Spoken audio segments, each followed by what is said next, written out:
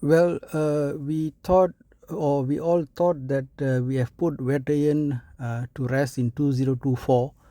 Maybe the name could have been something else. Of course, we are talking about this topic again because of the sudden surge in popularity due to the film running quite well in Japan. The name in Japan translation is Bullets and Justice, which is, I think, very, very eloquent, very, very nicely put, actually. And Vettaiyan being an iconic character of Rajini in the film Chandramukhi, where he plays the role for like a very brief period as one of the vicious king. Maybe they should have left the name alone. What's interesting is that many things that we are sort of nostalgic for, somehow we find that when we actually do it, it's not coming out so well, including the much hyped Kamal Maniratnam reunion, right?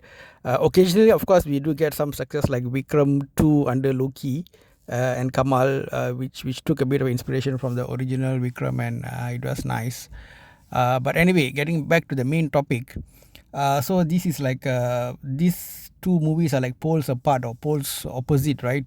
Where one film is about a serious social issue, right? In fact, two serious social issues. I think maybe T.J. Gnanavel, the director of Vettaiyan, got a bit greedy.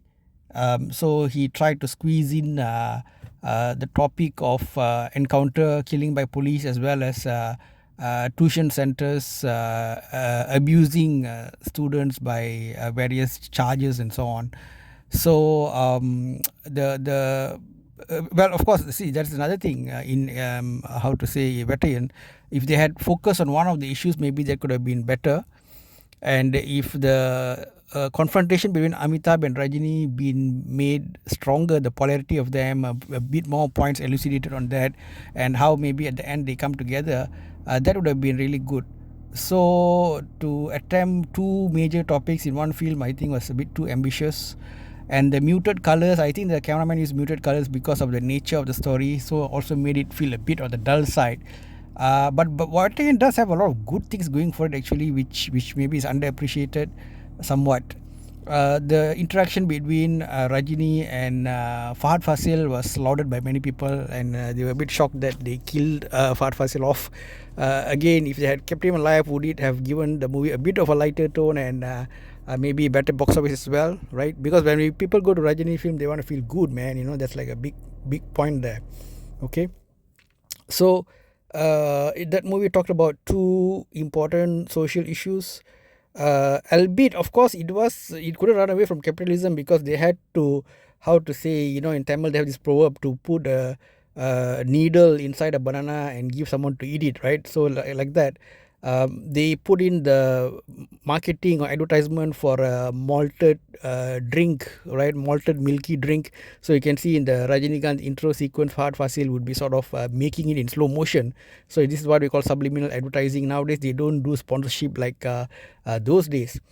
And sadly, to me, very, very sadly, somebody young like Lokesh Kanagaraj, who so many youngsters look up to. I think after Coolie, one of the first interview he gave in one of those schools, where you can see all those young impressionable kids saying they are his great fan and all that. And what is he pumping into them? Oodles and oodles of drugs and smoking and alcohol, when he gives like a very minimal one line saying it's bad, and then the whole 90% of the movie is glorifying those things. So Lokesh should look in the mirror, I think, and ask what kind of influence is he bringing to young generation. Of course, if people were to do films like MGR, where as a hero he stood against vices and he did not condone smoking and drinking, that will people laugh and say it's old fashioned.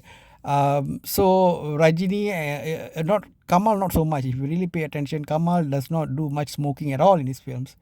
But Rajini a lot, right? So if Rajini was how to say paid by cigarette companies and alcohol companies for this almost 50 years, he would have been a billionaire, gazillionaire, I think, because you see tobacco sponsorship in sports and in other industries back in the day in the Western world and in all other continents.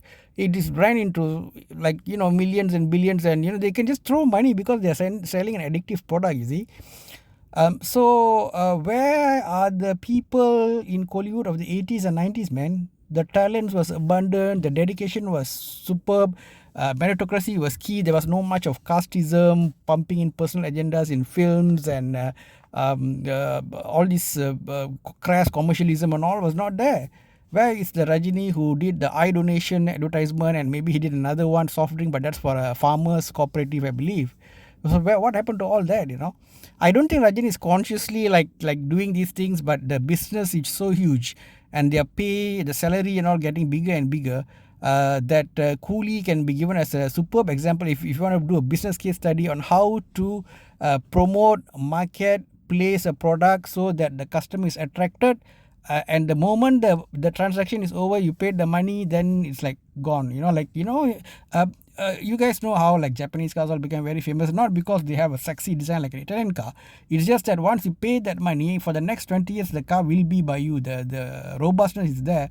Whereas certain sexy design cars, certain European cars and all, you buy, it's sexy till you buy it, but the moment the money goes transacted, every day the car will plague you with various kinds of maintenance problems and issues until people are like, oh my god, I'd rather take the boring looking Japanese car. So in this way, those days films used to be more of a slow burn. There was not much social media, so they have to rely on word of mouth. First few days, then slowly pick up like Rajini's Mullum Malarum, like Sedu by Chiyan Vikram and so on. So we call them backloaded movies. Now it's all front loaded. They've put in stars from all the other industries, build the hype to the max, get star music directors like Anirudh to pump that one or two songs that will attract the people. So they just want the first 3 days. And they made the money, and then everything is gone. And even before that, they also trying to sell not only to the viewers but also to the net, internet OTT companies, right? So they will also look at the film and say, wow, the song is good, this one, okay, actors and all that. So by doing all this, Coolie represents the other end of the spectrum, glorifying all this violence, and everybody's drinking so stylishly and so on. The villain is so suave, the hero is drinking from the hand and everything, and then very satisfyingly, like, he rubs his beard after drinking the alcohol. In fact, there was this in the internet, there was somebody who mentioned that after the film, if I'm not mistaken, it's Leo came in, everybody says they want that particular brand, Jagermeister, I think, alcohol from Leo. The shop says that brand of alcohol sales spiked after film Leo, right? And now they are having some kind of alcohol name which is very similar sounding, and it seems like almost the whole script is rotating around the alcohol. Even the punch dialogue and all has similarity to some kind of alcohol brand's name. So do you want to coincidence, or did some big amount of money transfer hand somewhere? We do not know. Right, we do not know, but the coincidences are very interesting, and many in the internet are talking about it. So we can label this possibly as what's the word for it? Conspiracy theory. But it's just that we many people don't think, okay, it's healthy to show so much of violence, drugs, and alcohol in movies. Right? It seems to be locations to be like gleefully enjoying it. I don't know, and there's some business interest as well. So at least the Japanese people, they are really appreciating Vettaiyan.